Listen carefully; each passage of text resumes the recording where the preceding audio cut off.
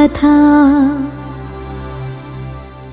అంతేనేమో అంతేనేమో అంతులేని వేదనేమో ఆడపిల్లను కదా. మళ్ళీ తిరిగి అడుగేసేది వచ్చిపోయే చుట్టూలానే. నేను పుట్టి పెరిగిన ఊరికి ఇంకా పైన పొరుగురిదాన్ని. కట్టదాటి గంగ నేడు కంట పొంగెనే. ఎంత ఎంత యాతనో ఎంత గుండె కోతనో ప్రాణమోలే పెంచుకున్న పిచ్చి నాన్నకు.